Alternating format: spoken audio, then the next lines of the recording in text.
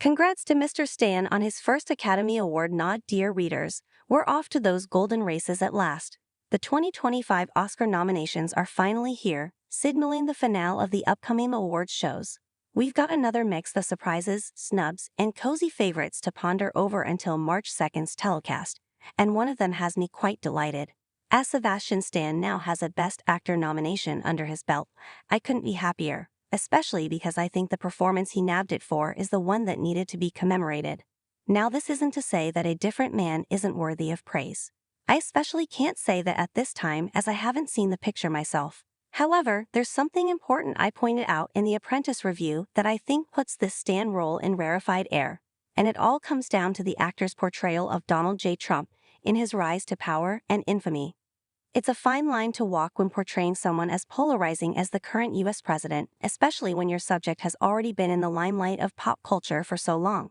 Yet when director Ali Abbasi's historical drama hit the market, critical reactions to The Apprentice consistently highlighted both Sebastian Stan and co-star Jeremy Strong as sterling performers. In the case of both men, their dedication to portraying three-dimensional versions of their respective political firebrands was key to what worked in the 2024 drama. Stan and Strong's intent in their Apprentice roles highlighted that very subject in interviews promoting the film. After seeing the results myself, I'm still amazed that both Donald Trump and Roy Cohn came off as complicated humans. The audience is still allowed to make its own decision about how to feel about either party, with historical events acting as the guide rails.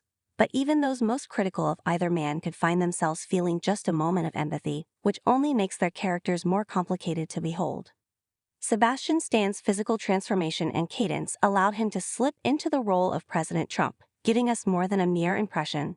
Some may see that as essential to a movie like The Apprentice, and I would totally agree with that notion as he is the film's functional protagonist. That's still easier said than done in most cases, and with that insight, Mr. Stan's achievement is something worthy of awards buzz.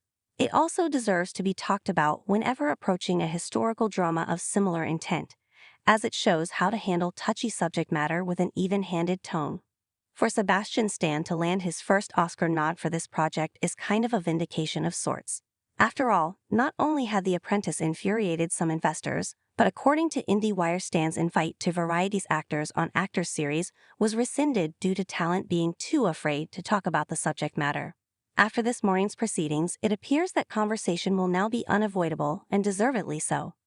The 97th Academy Awards are set to take place on March 2nd, hosted by Conan O'Brien, with the ceremony being live-streamed for Hulu subscription holders, as well as broadcast on ABC. There's more chances to enjoy the festivities this time out.